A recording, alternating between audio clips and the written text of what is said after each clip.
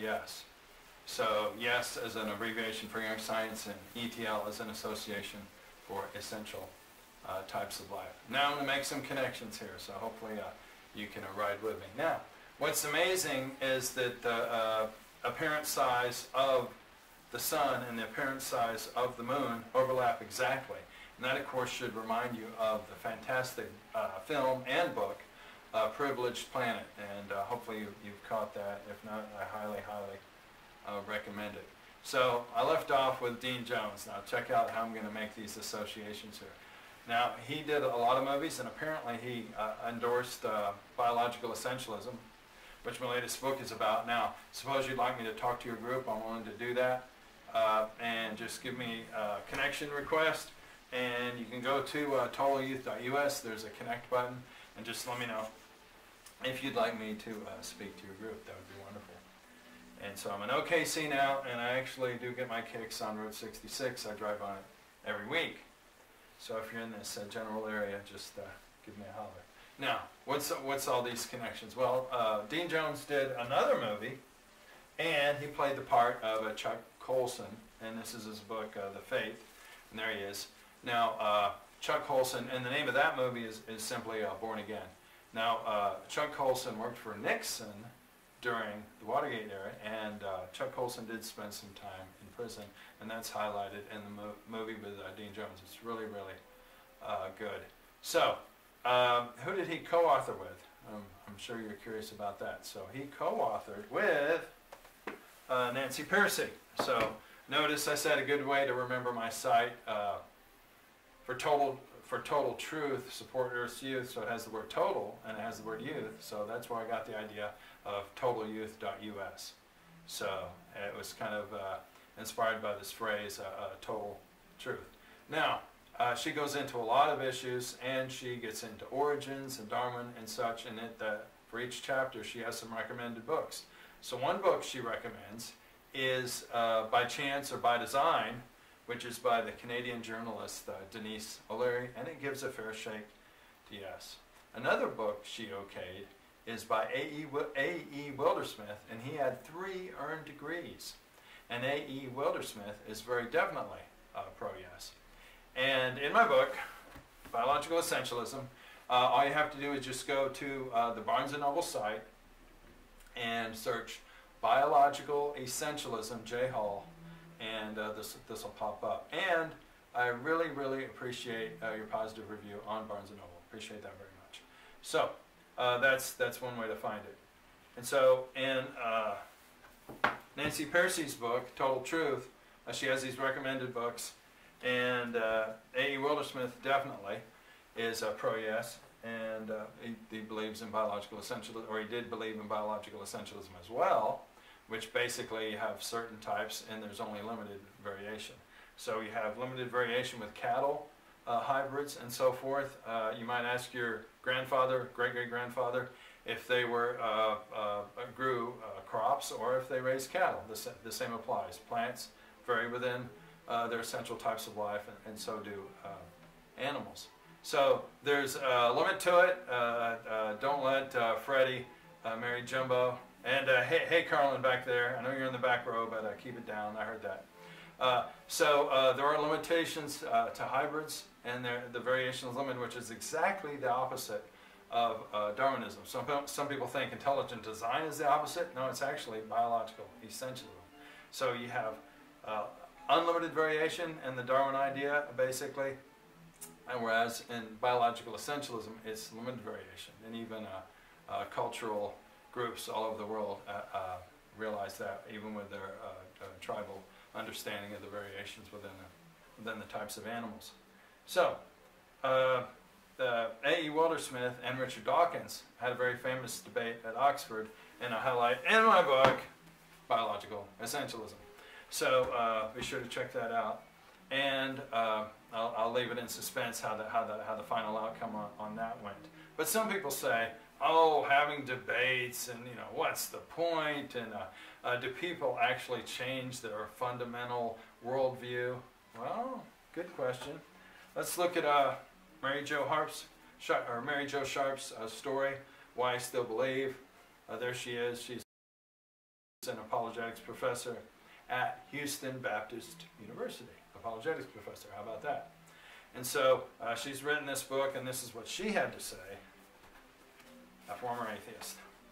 Over the years of discussing belief in God, I've only personally engaged with one person who changed his mind about God after accepting the intellectual arguments. Only one, Mr. Spock, who felt he had to logically accept a different viewpoint when he recognized his own viewpoint was refuted. I struggle with the atheist versus theist posturing. Both sides claim to be logical. Both sides say that their factual evidence leads to the logical conclusion, as if that's the only thing going on here. Yet, what should I say to the reality of the situation? If God is real, God is not reducible to a set of observational or empirical facts. If I choose to trust God, it is the kind of trust or faith I give to a person with whom I have a relationship. This is not the kind of trust I would give to a scientific hypothesis or to an abstract idea such as justice. There is no personal element in these things. However, the Christian view of God is that he has personhood. And that is from her book, Why I Still Believe. So, we have a lot to learn on this journey, and there's lots of issues, and there's variations on how we get our scientific thinking straight. But so far, there's only so many limitations to the type of life. And in terms of the connection with the age of the earth and related issues, I'd leave you to check out my book.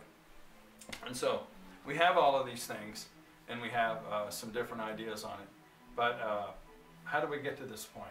If we look at the major media, or if we look at the Hollywood elite, or if we look at places like NPR and PBS or the National Science Foundation, we have all of these things connected.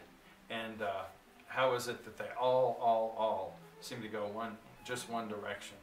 And that is because they learned it at school. So what is the source of our problem? It's actually public education. So that's really what it comes down to. Now, have we always had public education in this country? No, not at all. So this book, Samuel Blumenfeld, Is Public Education Necessary? It's fantastic. Just check out this comment from Reason Magazine writer Frank Fortkamp. Quote, "An oasis of sanity in the status wasteland created by the government's education system." So, at one time, we did not have this forced public education. And so, Horace Mann was a key figure. This book details his history. And you could call him the supreme hero that helped gain the victory for public education. However, there was a time when there was a pushback. And in 1840, the Massachusetts House Committee on Education issued a report, and this is actually the summary of the report. In conclusion, this is from 1840.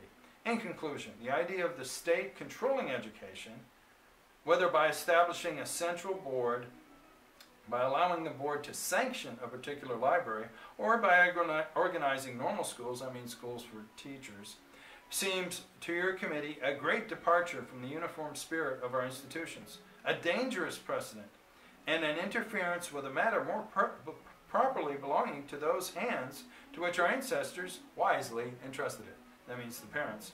It is greatly to be feared that any attempt to force all our schools and all our teachers upon one model would destroy all competition, all emulation, and even the spirit of improvement itself. And I would say amen to that. So Samuel Blumenfeld is a really awesome writer, well organized, and he also wrote a book to teach kids to read. It's called Alpha Phonics, A-L-P-H-A, just like the first letter of the Greek alphabet. And my wife used that book to teach our son to read and write even before he started school.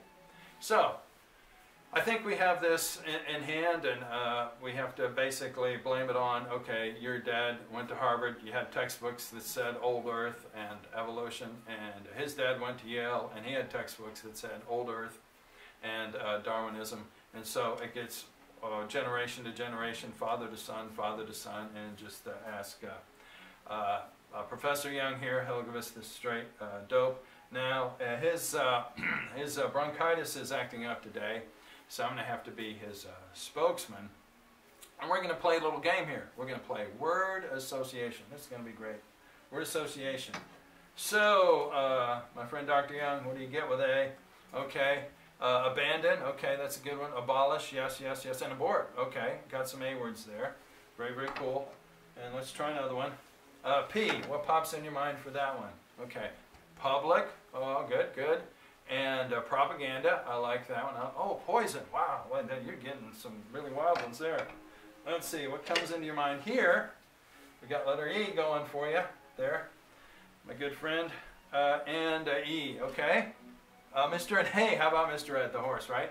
So obviously a horse is also another essential type of life, which I cover a lot of these issues in my book, Biological Essentialism. So I have those kind of topics. How do we classify our animals and plants, and how does that correspond to the idea of species, which in general is too narrow, except for when it comes to humans, of course. So we have horses, that's an essential type of life. You have hydras and humans. So horses, hydras, and humans are three key examples of essential types of life. That is, they don't have common ancestors with others, and they vary within limits. And if you doubt that sort of thing, just go ask St. John's wort.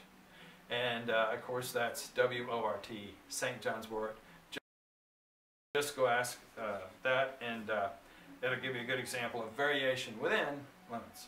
All right, so for E we got Mr. Ed, which reminds us of essential types of life. What else? Okay, education, I like that one. Evil, ooh, evil, wow. 3 words for that. So let's put those together, and I think we get something. I think we can get something out of this. We put them all together here. And let's see if I can do this. And smash it up here. Do the smash up thing. And mash up. And hey, there we go. 8. How about that? 8. So some interesting word associations for that. So pretty neato, right? So we have that, and let's consider back to these rules about education. So now we're in this situation where we don't have a lot of freedom, unless maybe you're Amish in Pennsylvania. And so in Mississippi, they were one of the last states to have the mandatory attendance, and that was in 1917. So you have to go way before that to get out of that. And then in terms of the current compulsory education rules in Pennsylvania, speaking of that, from 8 years old to 17 years old, you do have to go to school, and the public school, that is, be in that system. And that's only 10 years of brainwashing, only 10 years. So I guess we have to put things in perspective. Now Senator Langford, Oklahoma Senator Langford, has proposed SR 493, which actually endorses school choice. School choice, everybody, all right. And when I visited Sam Storm's church here in OKC, Senator Langford was in the congregation, and I thought that was pretty neat. So we've learned about ape, have variations on that when we substitute those words, playing our little word association game. And so that is a key thing, is that everyone is forced to get brainwashed into these ideas so they don't apply their critical thinking, question assumptions, look at alternatives. They're not doing that sort of thing. So I have a few things for you. If you don't have The Battle for the Beginning, John MacArthur would get it. And we went to his church when we lived in SoCal. And it's good stuff. And what we have for next time is we'll talk about tree rings. And I thank you for listening to Young Earth today. And I would ask you to like us and subscribe. And don't forget, let's go Young Earth. Sayonara. Oh, that reminds me, one last thing. You may be curious about my Fukudome shirt. Kosuke Fukudome plays for the Chunichi Dragons, and he is the outfielder. He used to play for the Cubs for 4 years. And speaking of dragons, we have a couple of guys right here. Notice how dragons look like dinosaurs, see? And so we have that association of dragons and dinosaurs, and many people have brought that up, but it seems to contradict the old earth fallacies of big science. So we can look at old artwork, wow, that looks like a dragon. There's some sculptures, old sculptures, ancient sculptures, wow, that looks like a dragon. So the easiest explanation is they really are replications of, or images of dinosaurs that might have some artistic renderings, but it relates to showing that within historical or not too distant times in the past, there were dinosaurs with humans, that they coexisted. Many people are onto that idea.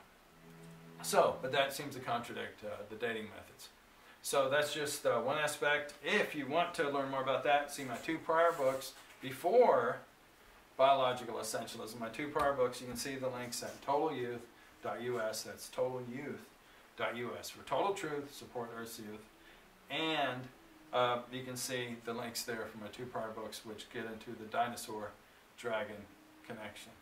So we thank you very much, and remember, let's go young Earth.